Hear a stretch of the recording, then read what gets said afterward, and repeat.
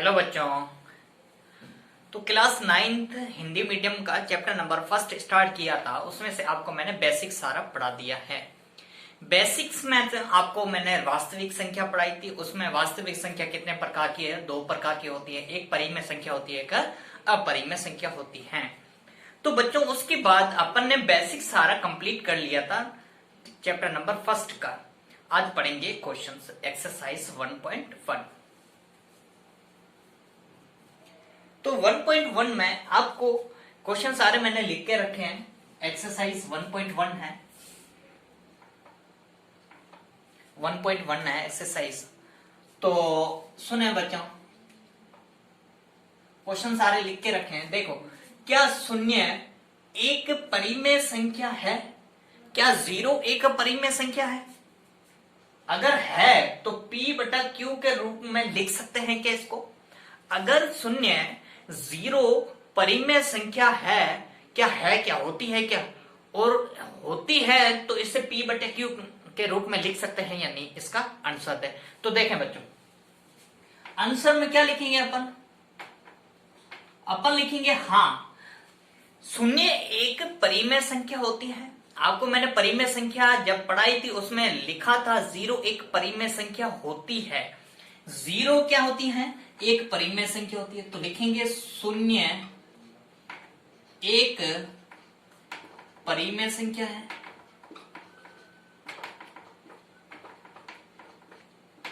परिमेय संख्या। लेकिन जीरो जब परिमेय संख्या होती है तो इसको क्या लिख सकते हैं अपन? P बटा Q के रूप में लिख सकते हैं क्या? देखो, 0 बटा 1 भी ले सकता है, 0 बटा 2 भी ले सकता है, 0 बटा 10 भी ले सकता है, 0/15 भी ले सकता है। तो जीरो खुद एक क्या होती है? परिमेय संख्या होती है। इसे परिमेय संख्या के रूप में लिखा जाता है। क्लियर है बच्चों? क्वेश्चन नंबर सेकंड का आंसर देखें। 3 और 4 के बीच में 6 परिमेय संख्या ज्ञात करो। 6 परिमेय संख्या ज्ञात करनी है। किसके? 3 और 4 के बीच में 6 परिमेय संख्या ज्ञात करनी है। तो कैसे निकालते हैं देखें बच्चों। सबसे पहले क्या कह रहा है? 3 और 4 के बीच में कितनी संख्या निकालनी है? 6।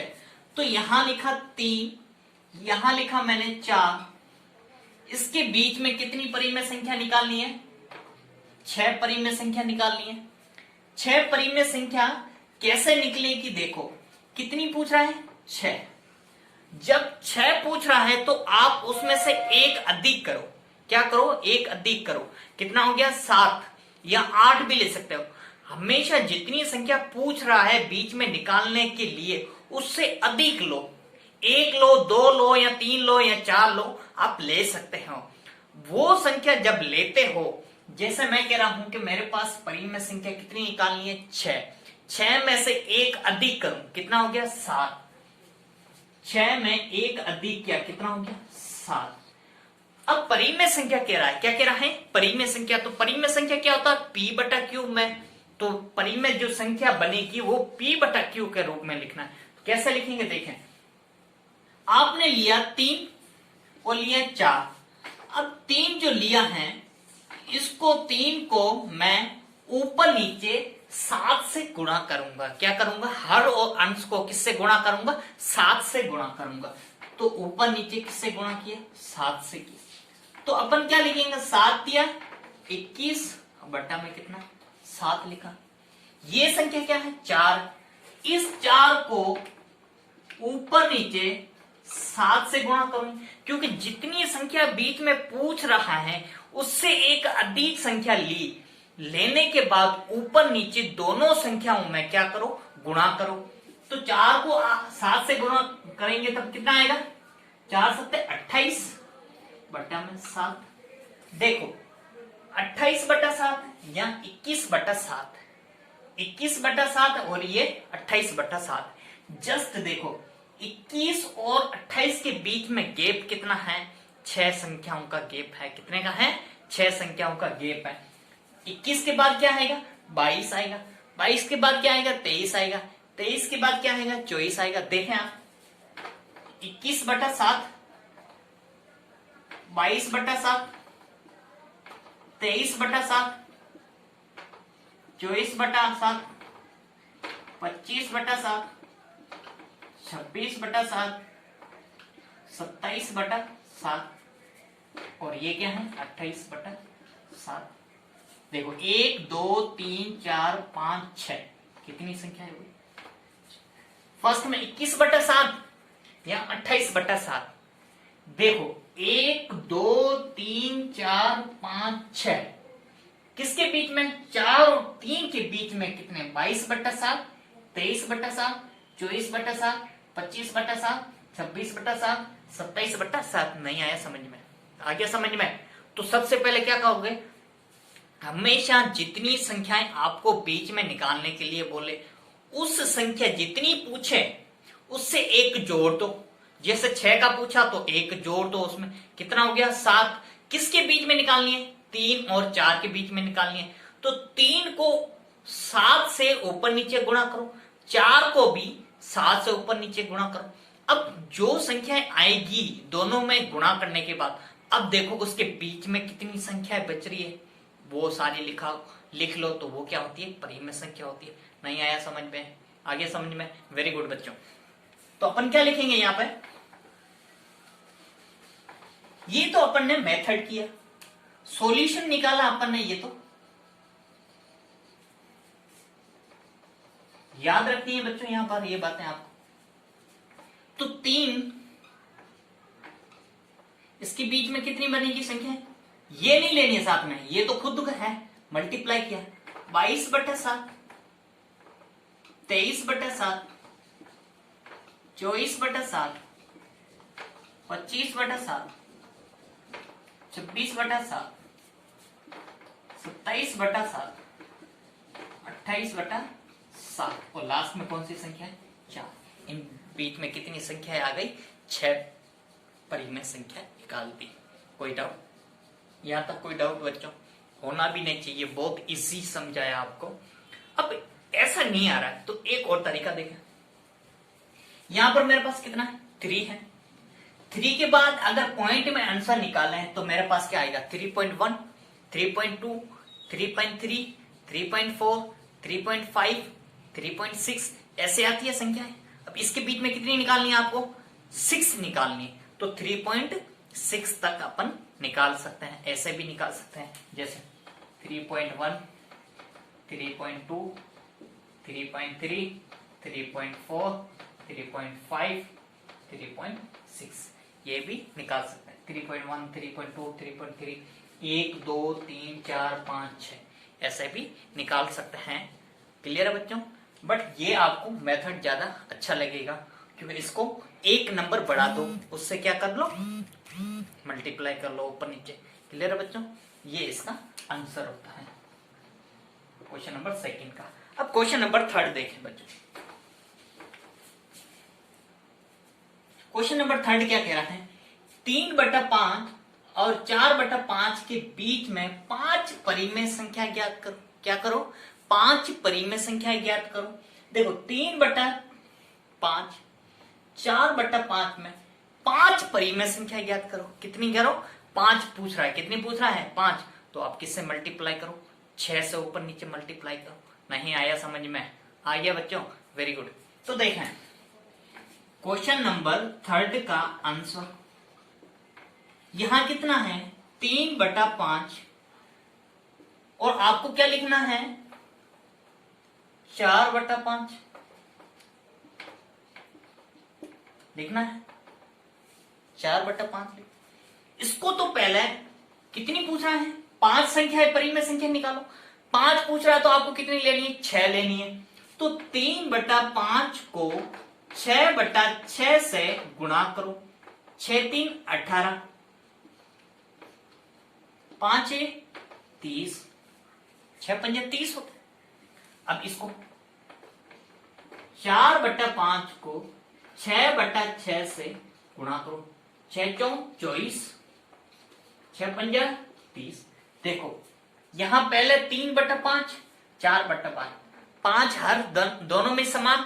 अभी भाग देखो 24/30, 18/30, 30 30 हर दोनों का क्या है? समान है। क्लियर है बच्चों? यहां तक कोई डाउट नहीं है। अब देखो अपने को तो ये संख्या अपन ने निकाली, ये संख्या अपन ने निकाली 18 और 24 के बीच में, जस्ट बीच में कितनी संख्या है? 5 संख्या है, परिमेय संख्या। देख लो, आप निकाल के देखो। देखो 3/5 इसके बीच में निकालें। 18 के बाद क्या आएगा? 19, 20, 21, 22, 23, ये 24। देखो 21/30,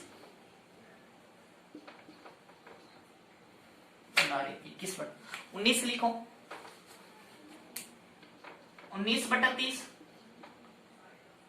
20/30, 21/30, 22/30, 23/30। देखो 1, 2, 3, 4, 5, कितनी आ गई? 5 परिमेय संख्या है। कोई डाउट बच्चों यहां तक? कोई डाउट नहीं है तो देखें आगे। यहां 18, यहां 24, इसके बीच वाली देखनी है।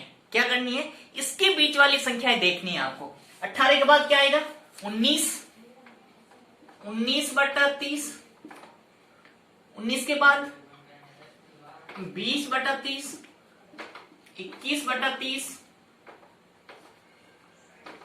22/30, 23/30। कितनी हो गई? 1, 2, 3, 4, 5 हो गई 5। और लास्ट में क्या था अपने पास? 4/5, यही था। ये हो गई आपके पास क्वेश्चन नंबर, कौन सा था? 3rd का आंसर। क्लियर है बच्चों? यहां तक कोई डाउट नहीं है। और ये जो अपन ने निकाला था, ये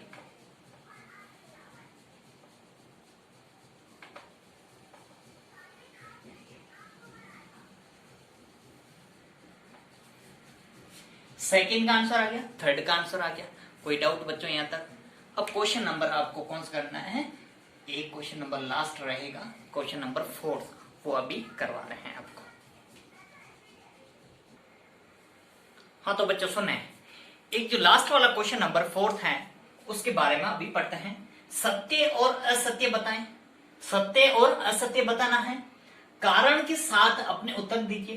कारण के साथ अपना क्या है? उत्तर दीजिए। जो बेसिक पढ़ाए हैं उसमें से ये क्वेश्चन नंबर 4 बना है। तो देखें बच्चों, कैसे करते हैं अपन? प्रत्येक प्राकृत संख्या एक पूर्ण संख्या होती है। देखो प्रत्येक प्राकृत संख्या एक पूर्ण संख्या होती है। देखें कैसा होता है? 0, 1, 2, 3, 4, 5, 6, डॉट डॉट कहां तक चलती है? अनंत। ये क्या होती है? पूर्ण संख्या।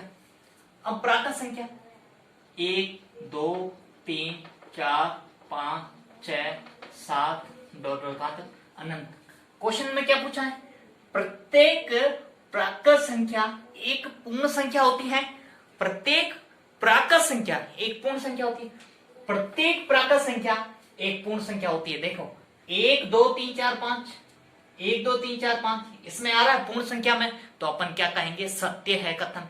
क्योंकि जो प्राकृत संख्या होती है वो पूर्ण संख्या में भी होती है, तो अपन कथन क्या लिखेंगे? सत्य है। और इसका कारण क्या होगा? यही होगा कि प्राकृत संख्या है जो पूर्ण संख्या में भी सम्मिलित होती है, तो उसे क्या कहेंगे अपन? प्राकृत संख्या के लिए सत्य होगा। होगा या नहीं होगा बच्चों? तो अपन क्या लिखेंगे कथन में? सत्य। आंसर में क्या लिखेंगे इसका?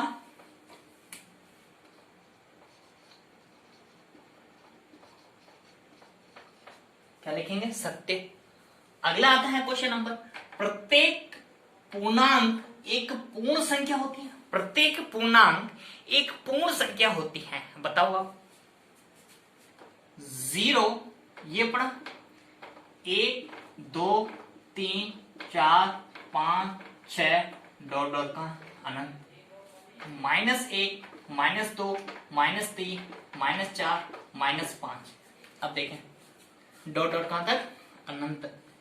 प्रत्येक पूर्णांक एक पूर्ण संख्या होती है। गलत है ये, क्योंकि जो पूर्ण संख्या होती है उसमें प्राकृत संख्या होती, पूर्ण संख्या तो होती है लेकिन प्रत्येक नहीं होती है, अलग होती है। देखो यहां से देखो -1 है, -2 है, -3 है, तो ये क्या पूर्ण संख्या है क्या? माइनस नहीं है, तो कथन क्या होगा? सत्य। क्या होगा कथन? असत्य। तो तो क्या लिखेंगे अपन कि जो पूर्णांक संख्या होती हैं वो ऋणात्मक भी होती हैं, लेकिन जो पूर्ण संख्या होती है वो क्या होती है, धनात्मक होती है। तो अपन क्या लिखेंगे, कथन क्या होगा, असत्य। तो लिखें कथन में आंसर,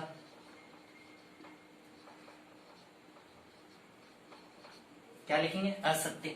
अब देखिए प्रत्येक परिमेय संख्या एक पूर्ण संख्या होती है, प्रत्येक परिमेय संख्या एक पूर्ण संख्या होती है। आपको जब मैंने परिमेय संख्या परिभाषा लिखाई थी कि जब P और Q जहां पर क्या होता है, एक पूर्णांक संख्या होती है, तो इसने क्या पूछा है कि पूर्ण संख्या, तो गलत है, ये क्या है, गलत है, क्योंकि वो पूर्णांक होती है। क्या होती है, ये पूर्णांक होती है, कभी भी पूर्ण संख्या नहीं होती। अगर -2/3 कहूं तो ये भी एक है परिमेय संख्या है, लेकिन ये पूर्ण संख्या नहीं है, क्योंकि इसमें से ये पूर्णांक बनता है। माइनस की जब संख्या सम्मिलित होती है तो वो क्या बन जाती है, पूर्णांक बनती है। जब माइनस का नहीं होता है तब वो क्या बनता है, प्लस का क्या, पूर्ण बनती है। यहां पर आपको पूछें कि परिमेय संख्या पूर्ण संख्या होती है, तो हमेशा याद रखना ये गलत है। परिमेय संख्या होती है वो पूर्णांक होती है, पूर्ण नहीं होती है। क्या होती है, पूर्णांक होती है। तो कथन क्या होगा आंसर में, असत्य आंसर। क्लियर है बच्चों, यहां तक कोई डाउट नहीं है, यहां तक तो आपको क्लियर हुआ होगा। ओके बच्चों, गुड बाय।